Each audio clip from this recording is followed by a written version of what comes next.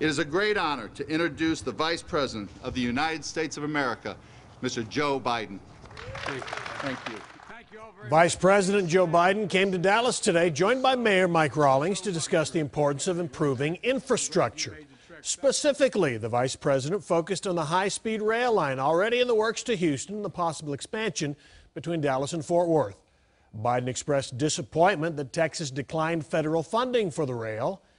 He discussed foreign investment and the possibility for more government money down the line. Mark my words.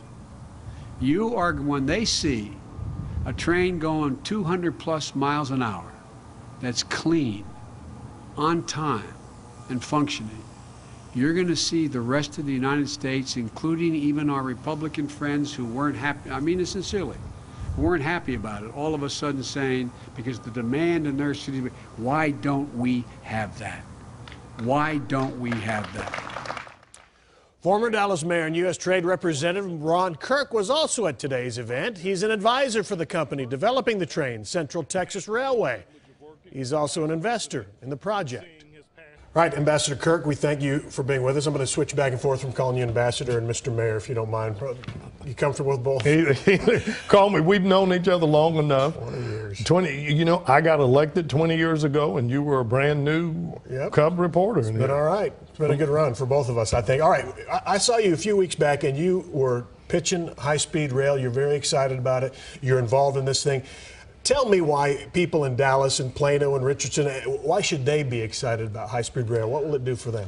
The impact that we can have on this corridor between Dallas and Houston through Grimes County and others with high-speed rail that can move, you know, initially 1 million people a year up to 6 million people a year is going to be as impactful as what we've seen with light rail. I mean, we're the only developed country in the world that doesn't deploy light rail as part of our multimodal system. Dallas and Houston are two of the fastest growing metropolitan areas in the country.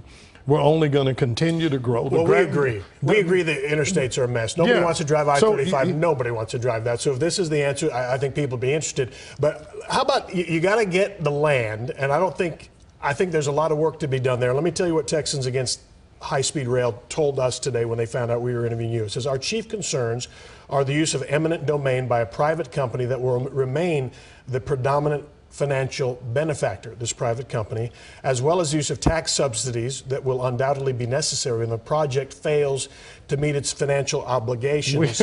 Well, look, Steve, I can't argue against somebody saying you're going to fail. Right. We think it's a good thing that the private sector is standing up to build basically a public infrastructure. Now, we are a railroad, so we have eminent domain authority, and we are providing a public service, but knowing how conservative Texans are, I think we wisely put together a way we can finance this privately. We are not asking for subsidies. We have not asked the state of Texas for a dime, and we will not ask the state of Texas for a dime. But I'd rather talk about the good this will do. This is going to have to go through some people's property. We're going to have to acquire property, but the reason we submitted a preferred route that would follow the utility corridor, you're for the most part already going along lines, you know, that has been acquired for a public utility. It will be the least impactful. Our system's going to be elevated, and if you'll see our videos, it'll be very easy for farmers, their equipment, their livestock to be able to pass underneath these train stations freely. We can get that done. That is a solvable problem. The greater good is we're going to give 1 million people who live and work in Houston and Dallas and go back and forth between the two cities. All I ask people to do is, every time people have told us no, it wouldn't work, every major transportation investment we've made in this state has worked in spades. I mean, there are people in Dallas and Houston who get on a plane every day in Southwest Airlines. Who'd ever told you you'd have 2 flights an hour, you know, between 6 o'clock in the morning and 6 at night? But as we know, Love Field is now compacted. Southwest, you know, when they announce new routes, they're wanting to fly you, or Southwest or Virgin, they're wanting to fly you to Houston and Los Angeles. The way our two cities are growing, we need a third option other than people having to sit in their car for 6 hours which they're not going to want to do, or an already saturated aviation market, this is going to be a brilliant alternative to that. All right, speed. 200 miles per hour? 220 miles an hour. It's one of the safest systems. We're going to deploy the latest iteration of Japan Central Rail's technology. They have operated this system, Steve, for 50 years without a single accident, never had a fatality. It's the safest, most efficient system in the world. Timetable? I remember talking to you when we talked. I said, what, 10 years? And you said 10 years. No. If we can continue to make the progress we're making, our goal, at least aspirationally, is to break ground in 2017 and to have that first train run in 2021.